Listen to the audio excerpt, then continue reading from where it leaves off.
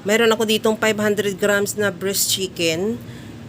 Itimplahan ko na ng asin at paminta. Lagyan ko rin ng paprika. Ilagay ko na rin yung garlic powder. At maglagay na rin ako ng liquid seasoning. Lagyan ko rin ng itlog at cornstarch. Ihalo lang hanggang sa ma-mix lang yung cornstarch sa manok. At pagkatapos yan, i-marinate muna natin ng mga at least 30 minutes.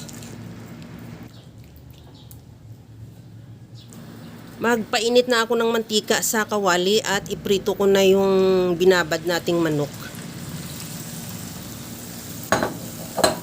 Antayin lang natin na maluto at tanggalin muna sa kawali at ilagay sa bowl o sa strainer para makatulo yung excess na mantika at isit aside muna. Habang ginagawa ko yan mga kalasa, kung bago ka pa lang sa aking channel, welcome. At huwag kalimutan mag-subscribe at i-click ang bell button para sa mga notification.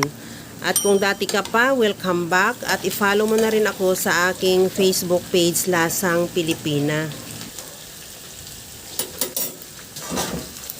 Okay na tong manok.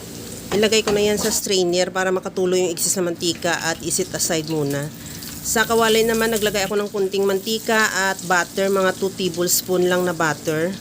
At igisa ko na rin yung bawang. Isunod ko na rin ilagay yung sibuyas.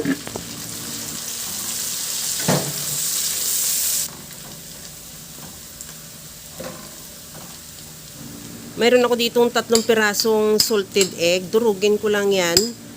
At ilagay ko na rin sa kawali. Isabay na natin sa paggisa.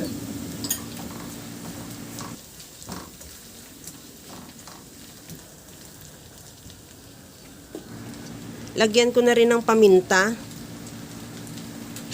At timplahan ko na rin ng liquid seasoning. Kahit anong seasoning available sa'yo, pwede.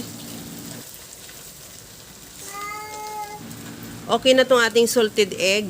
Maglagay na ako ng gatas, evaporated milk.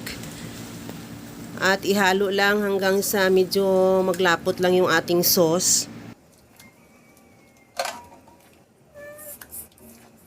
Ilagay ko na yung siling green at saka siling labuyo. Kung medyo hindi malakas ang tolerance mo sa sili, pwede namang hindi ka maglagay. At ilagay ko na yung pinirito nating manok. Ihalo lang hanggang sa makut lang ng sauce yung manok. At mag-garnish na rin ako dyan ng spring onion. At pagkatapos yun, ready to serve na. Kaya mga kalasa, kung nagustuhan mo yung ating video, please like na lang at pakishare na rin sa inyong mga friends. At kung bago ka pa lang sa aking channel, subscribe na at i-click mo na rin ang bell button para sa mga notification. Okay na to. Hanggang sa muli mga kalasa. Thank you for watching. Bye-bye!